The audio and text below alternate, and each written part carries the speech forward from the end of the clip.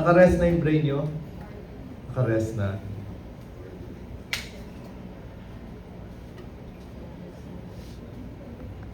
So let's go to gastric cancer.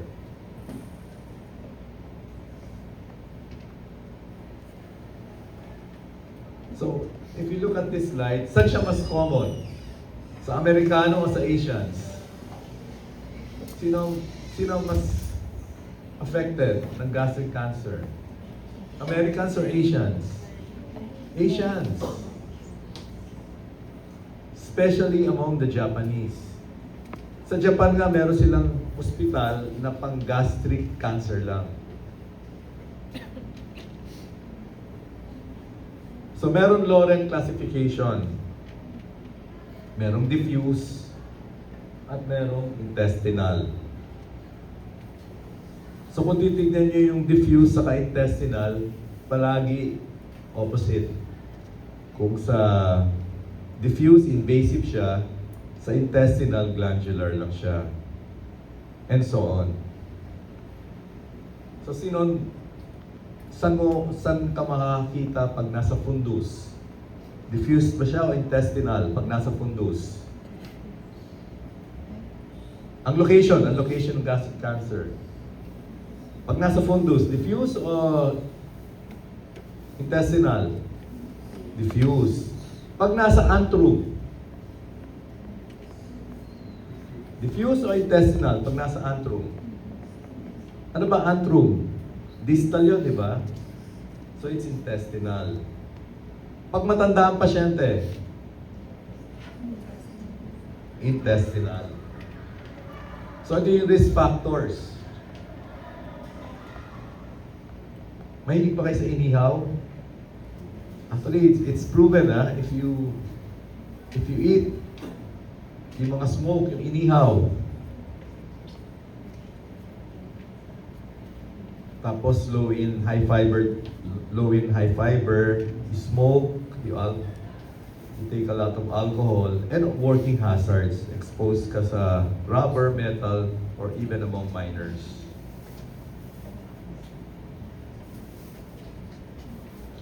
Other risk factors are listed. Lynch syndrome, etc., etc.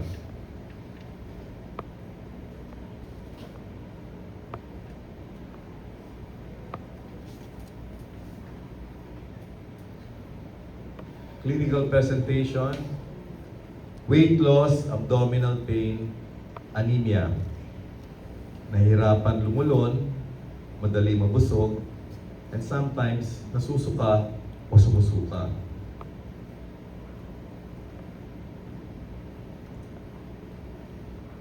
But the most common symptom is usually weight loss, bloody stools, of course, merong anemia, saka abdominal pain. You know, nung COVID, meron akong na-operahan. Kasi COVID walang face-to-face interaction. She was complaining of abdominal pain. Siyempre, online consultation. Nakita ko lang gallstone. Kasi meron siyang bato sa abdo. So, in-opera ko for gallstone. But she was complaining of abdominal pain without the weight loss. Then after the operation, nagte-text yung pasyente sa akin, ba't di daw nawala yung abdominal pain? Sabi ko, natanggal mo na yung gallstone mo Sabi niya, the severity of the pain is still similar even after the operation. And you know what? Nung pina-endoscopy ko siya, ang nakita was gastric cancer. And since pandemic noon, ang mga hospital hindi nag-admit ng non-COVID puro COVID lang na-admit And later on, she developed all the complications for the gastric cancer.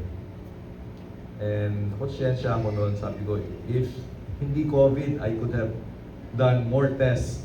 I could have seen the patient face to face, saka ma-assess ko siya thoroughly. But since limited tayo sa online, yung limitation online hindi mo makapa ang pasyente, hindi mo ma-PE. So PE, PE, kaya importante ang face-to-face. May signs ng anemia, saka there's a palpable mass for advanced cases. Makakapa mo na yun. Okay? So, listed are 4 signs of metastasis. Ibig sabihin nun, kumalat na. Virchow's node, ito hindi nakasulat ha. Virchow's node is a left supraclavicular lymph node. Kulane. Ibig sabihin nun, kumalat na yan. Stage 4 na. Sister Mary Joseph nodes are nodes located at the umbilicus. Pag nakakita ka nun, more often than not, gastric cancer na yan na kumalat na. Bloomer shelf, yan yung kumalat na sa pelvis. Of course, mahirap yan makapa sa PE. Krukenberg's tumor is an ovarian tumor na makakapa mo yan when you do IE, internal exam. So, alin dito ang makikita mo lang exclusively sa female, sa 4? Krukenberg. Kasi sa ovary eh. So, history, and important ang history and PE. Of course, andun uli ang endoscopic EGD. EGD means endoscopic gastroduodenoscopy. Of course, you do biopsy. And all those tests, kailangan mo. Palagi merong endoscopy with biopsy. CT scan and the ultrasound. Kaya mo kailangan na CT scan, tingnan mo, makikita mo doon how large the tumor is. How large the malignancy is. And, check mo rin kung kumalat na. Kung meron na-affect na yung liver, etc. So, ang staging na ginagamit natin is T and M. T, tumor, N, node, and M, metastasis. Have you encountered this T and M? O first time yun narinig? Narinig yun na, T and M? Sa anong? Sa? Pato. Ah, okay. Oh, analyze natin, analyze na lang. Mas madali pag ina-analyze eh. Ano napansin nyo from T1 to T4?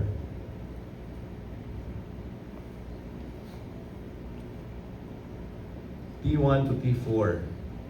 Ano napansin nyo? Kasi nag-histology na kayo, nagpato na kayo eh.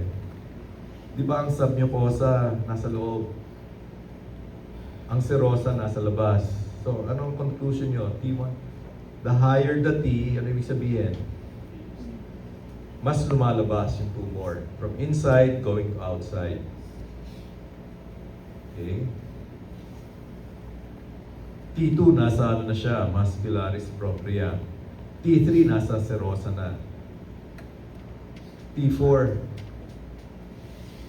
in-invade yung adjacent structure. Ano ba ang katabi ng stomach? Ano yung mga katabi niya? Transverse colon, di ba? Spleen. Oh. From N1, pag 0 naman, madali eh. Pag 0, ibig sabihin wala pa. Walang N1 to N3. The higher the N, ano conclusion nyo? The more lymph nodes are affected. Tatandaan nyo, ilan yung lymph nodes sa stomach? 14 stations, di ba? 14, 15, 16. The higher the N, mas maraming lymph node positive. Of course, pathologists gumagawa nito, staging. And madali tandaan ang M. M0, hindi pa kumalat. M1, kumalat na. Kumalat sa liver, kumalat sa lungs, kumalat sa brain, metastasis, ibig sabihin, it spread outside of its primary origin. So madali yung M, di ba? Ang M, dalawa lang eh, M0, M1. So ito yung staging. Pero hindi ko papamemorize sa inyo lahat yan. Pero analyze nyo na lang, madali. Nag-pathology na kayo eh. Alam niyo nung board exam namin, sa surgery I don't think tatanungin ko hindi ko lang alam kung tinatanong ko sa board exam ng physician licensure. Pero sa surgery, lahat ng klase ng cancer kailangan namin i-memorize as examining. Hindi lang stomach, may colon, may thyroid, may liver, may pancreas, ito ba mga pati skin. Lahat ng klaseng cancer may staging. Iba-iba yon. So isipin nyo kung gaano karami yung minemorize ng isang surgeon para pumasa sa written exam. Tapos i-memorize mo pa dyan yung stage 1A, 1B, and so on. Iba-iba yan iba-iba yan, hindi yan pare-pareho. Iba sa breast, iba sa colon. Pero analyze natin. Pag sinabing stage 1A, anong conclusion nyo? T1, M0, M0. Ibig sabihin nun, T1, mababaw pa lang. Di ba? Mababaw pa lang. N0, walang kulane. M0, hindi kumalat.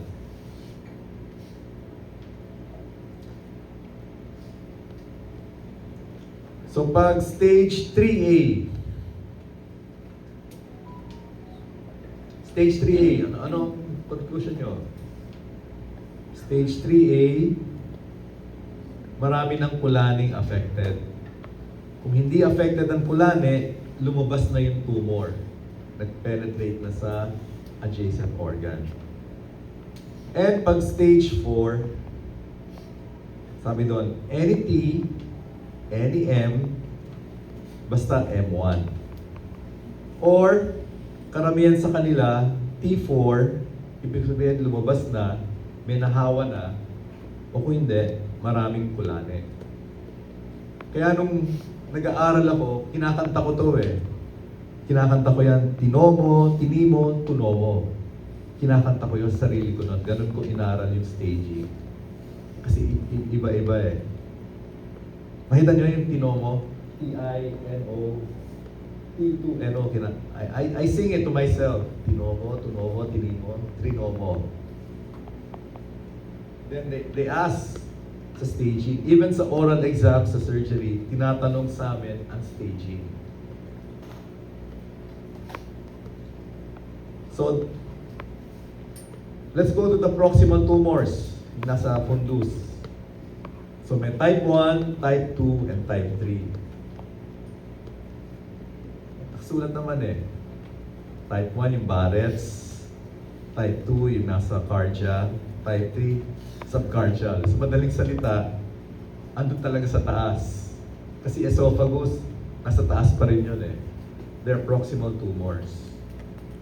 So since nasa taas, tanggalin mo na yung buong stomach. Total gastrectomy. Pag mid-body, nasa gitna ng body, remove the entire stomach. Total gastrectomy. Pero pag distal na, nasa antrum o nasa pylorus, distal subtotal gastrectomy. You don't remove the entire stomach. So paano mo pagdudugtong-dugtungin yung stomach para makakain pa rin ang pasyente? So merong reconstruction. Billroth 1, 2, Billroth 1, Billroth 2, and Roux-en-Y. Ito masyado ng technical para sa inyo. Okay? So whenever you do a surgery for stomach, kailangan R0, surgical resection R0. Ibig sabihin ng R0, wala kang maiiwan na cancer microscopically and grossly. Wala kang maiiwan. R0. When you say R1, nag-opera ka pero R1 na nagawa mo, wala kang iniwan grossly. Kitang-kita mo na wala kang iniwan sa pasyente ng cancer. Pero, pag sinilip ng pathologist, positive, may naiwan ka microscopically. Ibig sabihin, yung natanggal mo, ay naiwan sa pasyente, may cancer pa rin. Pero, it's not visible to the surgeon's eye. Nakikita lang siya ng pathologist. Yun, magugulat ka kasi ang hirap i-explain sa pasyente. R2, ibig sabihin, may iniwan ka, nag-opera ka, dahil sa sobrang laki ng tumor, may naiwan ka grossly and microscopically. Sometimes it happens. Pag saksakan ng laki yung tumor. And whenever we do a gastric surgery, kailangan ang aim mo is to remove all the tumor tissue and remove the lymph nodes. Tatandaan nyo yung kanina, D1 and D2.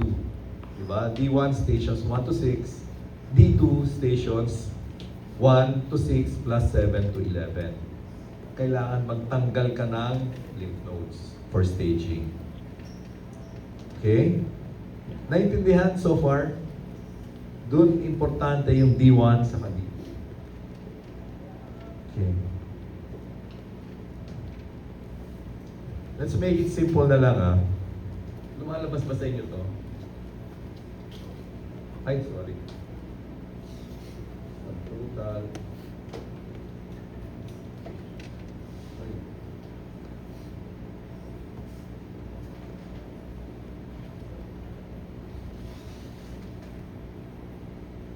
Analyze natin.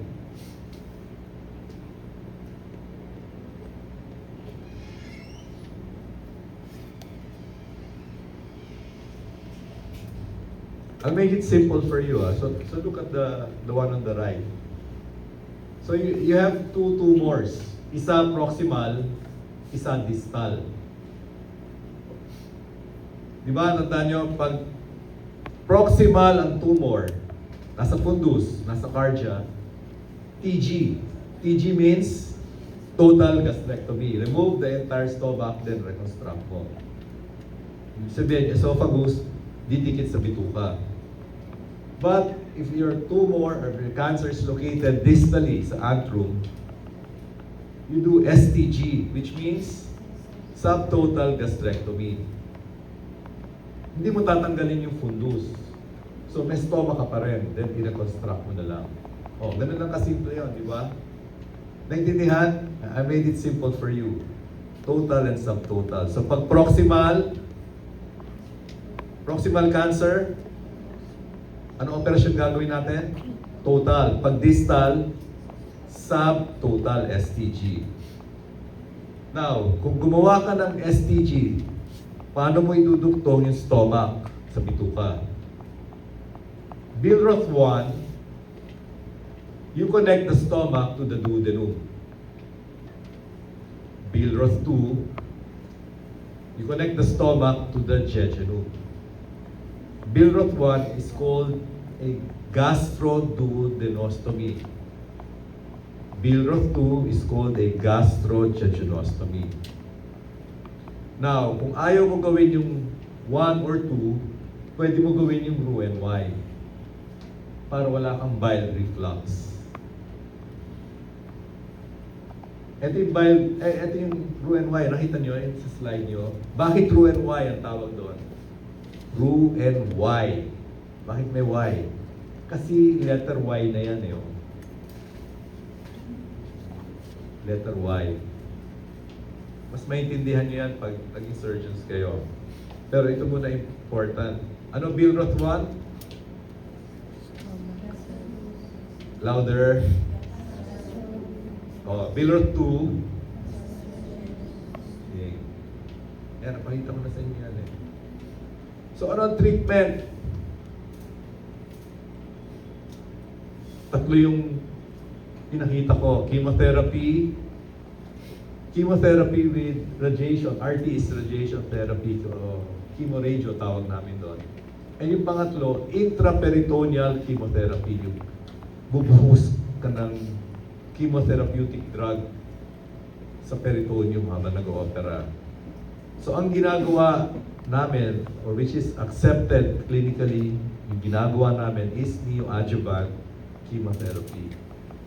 When you say neoadjuvant, it is chemotherapy before the surgery. Bago kong operahan, mag-chemotherapy muna. When you say adjuvant chemotherapy, it's chemotherapy after the surgery. So pwede rin gawin, pero minimal ang benefit. Pero mas maganda, neoadjuvant chemotherapy. Start mo na yung chemo, then operahan mo. Naintindihan? Chemo-RT hindi ginagawa. At saka yung intraperitoneal hindi rin ginagawa. Tandaan nyo yung chemo-RT, ginagawa natin yan doon sa high-grade lymphoma. Okay? Let's go to the ulcers.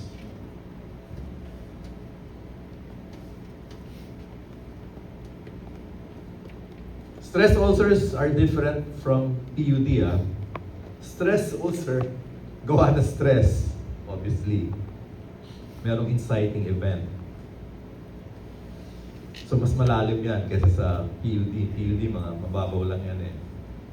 Pag yung ulcer mo, gawa ng burn, nasunog ka, 50% burn surface area, ang tawag doon, Curling's ulcer. Kapag yung ulcer mo, stress ulcer, gawa ng CNS injury sa spinal cord, sa brain, it's called Cushing's. Cushing's. So, pareho din. Pareho din ng PUD. It's caused by it's a weakened defense mechanism ng mucosa mo. O, nag-ischemia, walang blood supply yung mucosa. Acid may play a role. So, sino ang bibigyan mo ng prophylaxis for stress ulcer? Ibig sabihin, bibigyan mo na ng gamot, ng PPI. Because you anticipate that this patient will develop stress ulcer. So, nakalista lahat. Okay? Nakalista. Septic ng pasyenteng nasa ICU, mahigit pa 7 days, pasyenteng naka-ventilator, naka-steroids, burns, and so on, number 9. So, anong tawag mo doon sa number 6 pag naka-ulcer?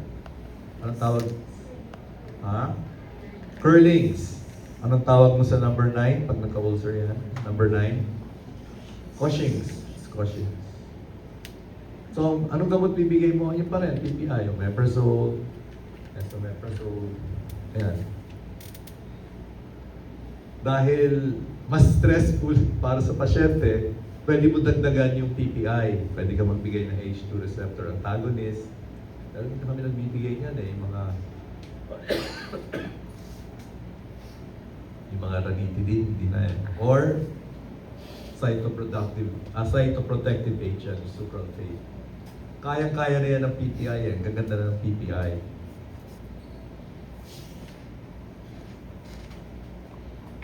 Oh, that ends the stomach. After ng duodenum, mag-break tayo ulit. So far, naintindihan? Naintindihan ulit?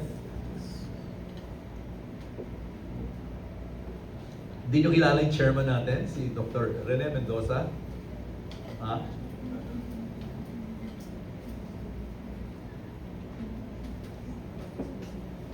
So let's go to duodenum. May quiz pa tayo. Kasi ang sabi sa akin, bawal ako mag-overtime eh. So ang duodenum is the first part of the intestine after the stomach. It has 4 parts. Superior, descending, horizontal, and ascending. 4 lang yun.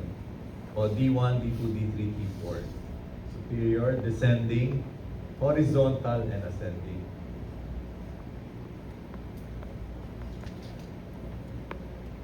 Except for the superior part, retroperitoneal na lahat yan. Nasa likod na ng peritoneum. Kaya ang hirap niyan operahan. And maraming structures ang katabi ng duodenum. Andiyan ang aorta, bile ducts, the IVC, the vena cava. So it's one of the hard complications, one of the hard surgeries. Kasi ang dami mong iiwasan.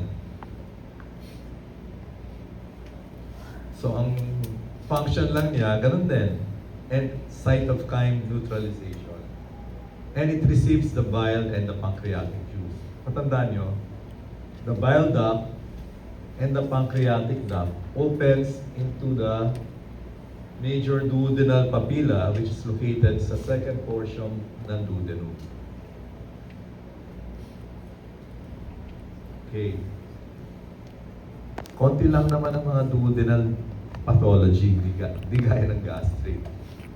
So first, duodenal atresia, ibig sabihin, lumiit yung duodenum. So usually, pag neonate to eh. So nakasulat doon, andyan lahat symptoms. Projectile vomiting, abdominal distension. Usually neonate yan napapansin yan habang nasa nursery. Tapos, kita ba sa inyo yung double bubble sign? Kita sa slides nyo? Kita? This one, yan yung double bubble sign. Yan nakikita sa x-ray. So it's the most common cause of intestinal obstruction sa neonate. Next is annular pancreas. Ibig sabihin lang nun, yung pancreas, binalutan yung second portion ng duodenum. Binalutan yan. But sometimes, kids are asymptomatic. Pero once sumusuka na, or the kid complains of abdominal pain, then you think of something else. Pwedeng annular pancreas.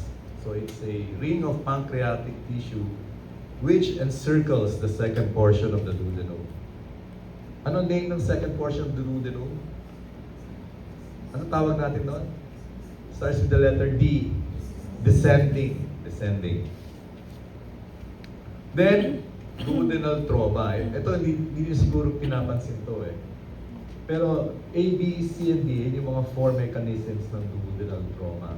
Usually blunt. Napansin niyo yung mga kotse nyo, merong airbags. O anong purpose ng airbags? Kadalasan sa kotse ang may airbag, yung driver, at saka yung katabi ng driver, di ba? O anong purpose ng airbags? That is to protect your chest and your abdomen in case of a vehicular crash. Lalabas yung bag eh. Of course, hindi pa siguro kayo naka-experience, hindi pa siguro kayo na-accident. Pero kung panoorin nyo sa YouTube, lumalabas yun eh. Pinapakita nila may airbags. Pag mga Japanese cars, ang airbags, dalawa. The driver and the passenger beside. Pag Korean car, kung meron ng airbag, yung driver. Okay? Pag Chinese car, driver lang. Meron. So yun ang purpose. Then yung letter D. Para to protect your chest and the abdomen. Kasi if D happens to you, that would cause a duodenal trauma. So lahat yan, A, B, C, and D, yan ang mechanisms ng duodenal trauma. Ano yung B? Ano nangyari sa B? Ano nangyari sa B? Naatrasan siya, tumama sa chest and abdomen. So how do a surgeon manage a duodenal trauma? Kung nabutas yun, pahin mo lang. Primary repair. Ang tawag doon is duodenography. Duodenography. Pero kung mas malaki yung butas, isara mo yung butas, close it, but do a gastrojejunostomy. Connect the stomach to the jejunum. The purpose of this one, gastrojejunostomy, para yung food na kinain mo, From the stomach, diretso pupunta sa jejunum. Hindi siya dadaan sa duodenum. Kasi kailangan mo, you need time for the duodenum repair to heal. Eh pag hindi ka nag-gastrojejunostomy, ang pasyente, pag sinabi mo, bawal kumain, kakain yan eh. Hindi yan susunod eh. Kakain yan. Tapos, dito dadaan ang food, of course, matatastas yan. So, place a gastrojejunostomy kung malaki yung butas. Pero kung maliit na yung butas, 5 mm or below, hindi mo na kailangan mag-gastrojejunostomy. Okay. Ito yung last topic sa duodenum. It's rare, right? Duodenal neoplasms. So may adenocarcinoma, lymphoma, GIST, and carcinoid. Rare yan. Ano yung common na tumutubo sa duodenum? Starts with the letter G. Kanina pa ulit-ulit ako nun eh. Starts with the letter G. Hindi GIST ha. Ano yung common na nakikita sa duodenum? Gastrinoma. Di ba? Ang gastrinoma hindi sa stomach. Duodenum yun and pancreas. Now, these are the rare duodenal lesions. So, ang presentation, bleeding, obstruction, madali mabusog. Ang treatment dito, surgical. It's never medical. Kapag tumubo ang tumor sa D1, D3, and D4, pwedeng segmental resection. Putulin mo lang yung segment na yun, then you connect. Just like this one, yung nasa picture sa baba. So siya, dito, tumubo siya sa D3, sa horizontal. Ito yung tumor, nasa D3. Putulin mo lang, then i-connect mo. Connect yung dalawa. Pero pag tumubo ang tumor, it grew on D2, it's a different story. You do a Whipple procedure. Pancreatico-duodenectomy. Hindi na ako gumagawa nito eh. Kasi meron ng pancreatic surgeon eh. HPB. Hepato-pancreatic biliary surgeon. Sila na gumagawa nun. So, a Whipple procedure is done for a D2 tumor, for a distal bile duct tumor, and for a pancreatic head tumor. Kasi nandito siya. Andun siya sa C-loop ng duodenum. Letter C yan eh, second portion. So ito yung anastomosis. Maraming anastomosis. Kailangan ma-reconstruct mo yung flow of food and flow of bile. So connect the pancreas back to the jejunum, gastrojejunostomy. Connect the stomach to the jejunum, that's a gastrojejunostomy. Sorry, ito. Pancreatico-jejunostomy pala to, yung A. Then connect the bile duct to the jejunum, that's a hepatico-jejunostomy. So maraming reconstruction. So ano mas mahirap operahan? Tumor sa D1, D3, D4 o sa D2? Ano yung ayoko operahan dyan para sa akin as a surgeon? D2. Ang hirap gawin yan. It's a 12-hour operation. Minsan pa nga 24-hour. Gumawa ako dito, resident ako.